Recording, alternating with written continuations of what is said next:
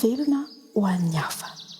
Fa tahaka izany ny zanak'olona tsy tonga mba ho topoina fa mba hanompo ka hanolotra ny ainy ho avitra isolony maro.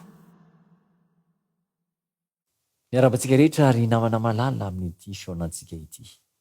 Alakamisy 20 Jona no fionantsika mitondra ny lohateny hoe manan-danja, manan-danja, velona ho an'ny hafa, velona ho an'ny hafa. Matio 20:20 manao hoe fa tahaka izany ny zanak'olona tsy tonga mba hotopoina fa mba hanompo ka hanolotra ny ainy ho avitra isolony maro. Velona ho an'ny hafa, ary zany mihitsy no tena fiainantsika zanak'olombelona. Jesosy no nampianatra an'izany.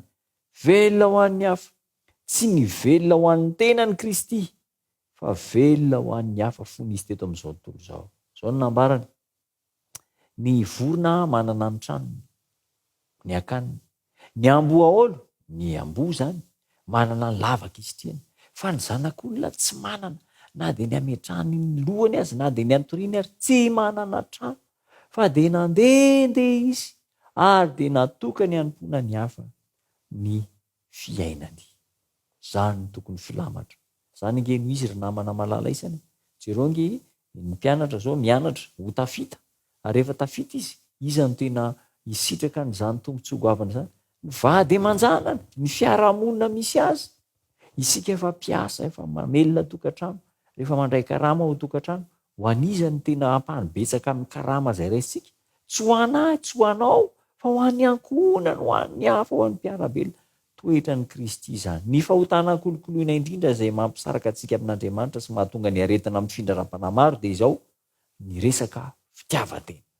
Ary zany no mahatonga ny tokantrano simba, mahatonga ny fiarahamonina ho potika simba, mahatonga ny fiangonana indraindray koa simba potika anjakan'ny hevipetsy, satria samy tia tena avokoa. Ary zany anisan'ny fahotana kolokoloina ratsy indrindra mampisaraka antsika amin'Andriamanitra. Zao ny ambaran'ny soratra masina ao amin'ny Korintiana 2:5-13. Maty isan'andro aho, maty isan'andro ho an'ny tenako, ho an'ny hafa, maty ho an'ny hafa, ka dia mibaiko mazava antsika izay mpanara-dia azy Andriamanitra mba hanao soa amin'ny hafa, amin'ny alalan'ny hery miasa mangina izay ananantsika. Ataovy izay azo atao hanampiana ny hafa, manaova ny tsara ho an'ny hafa, fa izany ny toetran'i Jesosy Kristy. Tsy misy olona tokony hihevitra ny tombotsoan'ny tenany. Zany akory tsy midika hoe mamono tena. Zao ny ambaran'ny tenin'Andriamanitra: tiava ny namanao tahaka ny tenanao.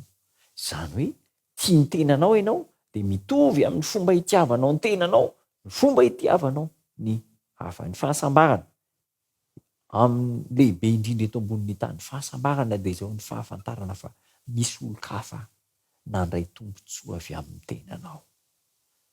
Resiny zany ny fahasambarana avy amin'ny fananana vola be, ny tsirokanina, ny fiadanam-be, tsy mahatoraka ny fahafampo vokatry ny soa ny raisiny ny hafa taminao ireo fahasambarana hafa rehetra raisiny eto ambonin'ny tany.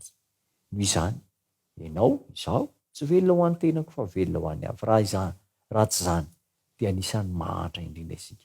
Tia tena isika, tsy mihevitra afa-tsy ny tenantsika. Indray tsika rehefa mizara tsy tiantsika atao amin'ny tenantsika dia tsy tiako zany, tsy tiako manao an'izany, tsy tiako zany. Fa nga tsy maintsy le tianao tsy maintsy ho tanteraka. Izay mahasoa ny fiarahamonina, mahasoa ny tokantrano, mahasoa ny fiangonana, zany no tanterahana.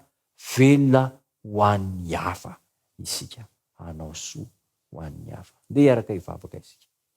Ry Tompo tsara, misaotra anao izay amin'ity fionanay ity, mampianatra anay ianao mba hanafoana ny fitiavan'ny teny, ny tsy fieritreretana ny hafa fa ny tianay foana ny tsy maintsy tanterahina sy atao ny fona izay. Ny toetranao izay Jesosy malala, ianao ilay tsy mihevitra hafa-tsy izay hahasoa ny hafa, mba ho toetranay koa izany. Ahita fifaliana amin'ny fisinay ny manodidina anay, ary ho fahasambarana ao an'izy ireo ny fiainanay. Da io ny tsirairay avy manaraka ny fandakana amin'ny anaranao Jesosy. Amen.